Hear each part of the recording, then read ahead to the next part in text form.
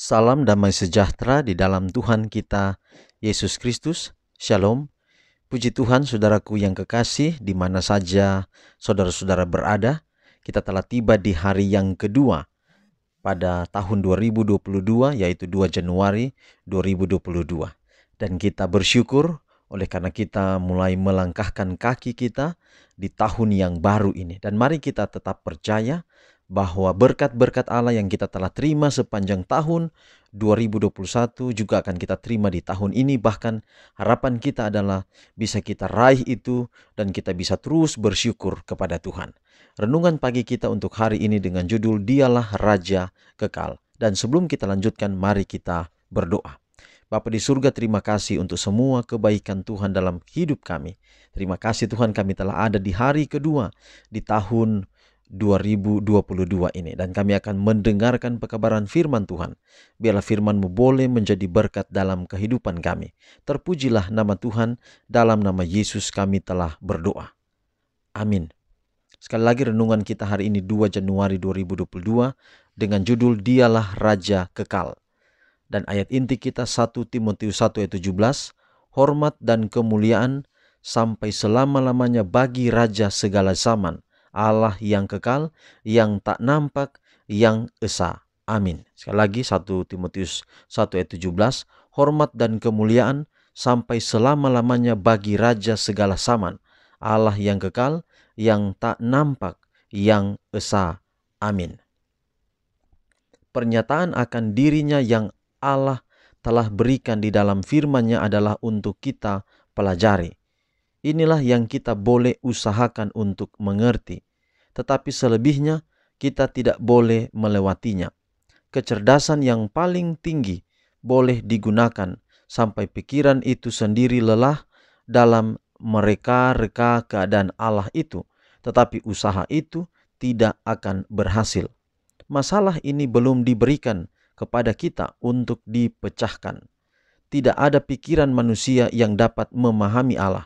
Janganlah ada orang yang mencoba mengadakan spekulasi tentang keadaannya. Di sini berdiam diri itu lebih baik.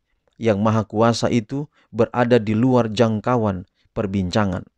Bahkan para malaikat pun tidak diizinkan untuk mengikuti musyawarah antara Bapa dan Anak itu ketika rencana keselamatan diadakan.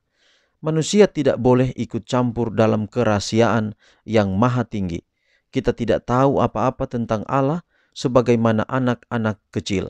Tetapi sebagai anak kecil, kita bisa mengasihi dan menuruti Dia. Gantinya berspekulasi tentang keadaannya atau hak istimewanya. Biarlah kita memperhatikan kata-kata yang telah diucapkannya. Dapatkah engkau memahami hakikat Allah?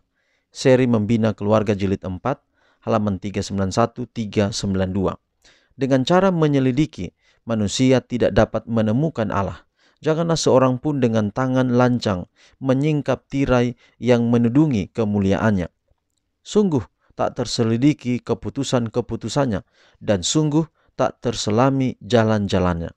Inilah bukti kemurahannya, bahwa ada tempat persembunyian kuasanya, karena menyingkap tirai yang menyembunyikan hadirat ilahinya berarti kematian. Tak ada pikiran yang fana dapat menerobos rahasia di mana Yang Maha Kuasa tinggal dan bekerja. Hanyalah apa yang Ia anggap pantas untuk dinyatakan, itulah yang dapat kita pahami tentang Dia.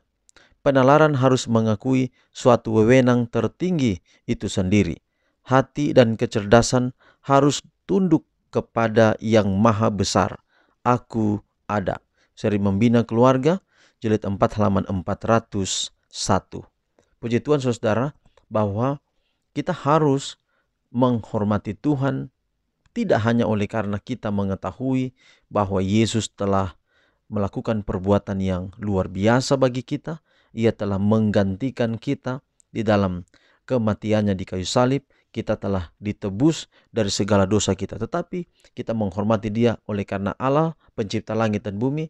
Allah itu Raja di atas segala raja. Dialah Raja yang kekal. Tidak ada raja di atas dunia ini yang kekal. Hanyalah Yesus Raja yang kekal. Kenapa kita menggunakan kita dapat menggunakan atau dengan renungan pagi ini dengan menggunakan kata raja.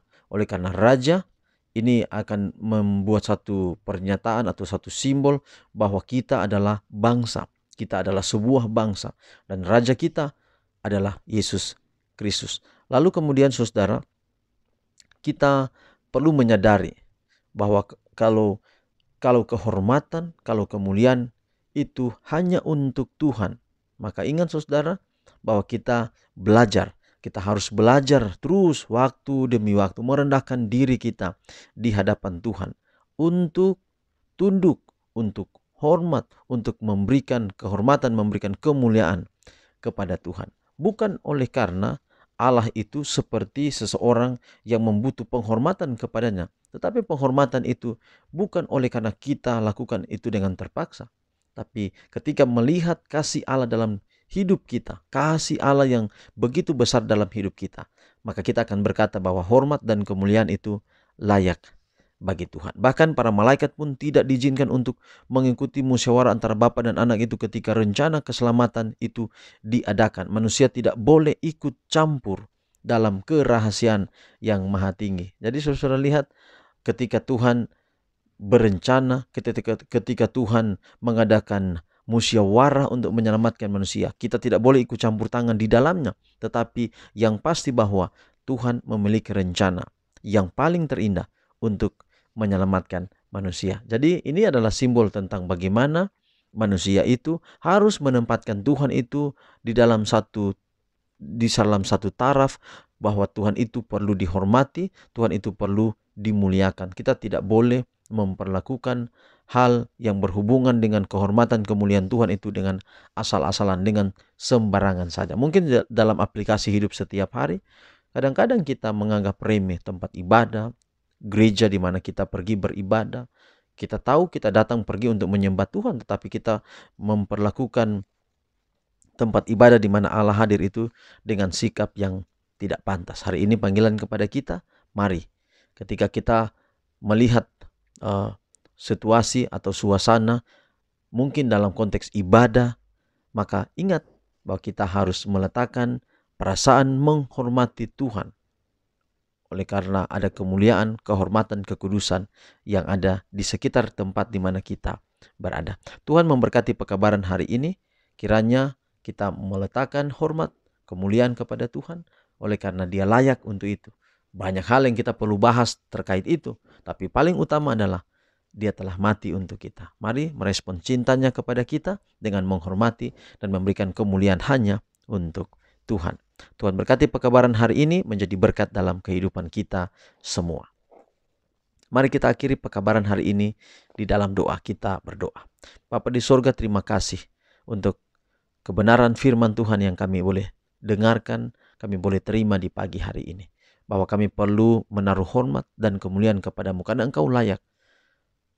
Banyak hal menjadi alasan, tetapi paling utama adalah karena Engkau telah mati bagi kami lewat Anak-Mu Yesus Kristus, menebus kami dan memberikan kami jaminan bahwa waktu Engkau datang kami ada dalam kerajaan. Terima kasih untuk pekabaran yang indah ini Tuhan. Berkati kami sepanjang hari yang kedua tahun 2021, tahun 2022 ini, pemeliharaan kasih-Mu menjadi bagian kami. Sehingga kami tahu kalau Allah mengasihi kami, biarlah kami dapat merasakan berkat-Mu sepanjang hari ini, bahkan sepanjang hidup kami. Terpuji nama Tuhan. Dalam nama Yesus kami telah berdoa. Amin. Saudaraku, demikian pekabaran hari ini. Sampai jumpa besok. Tuhan memberkati kita semua. Shalom.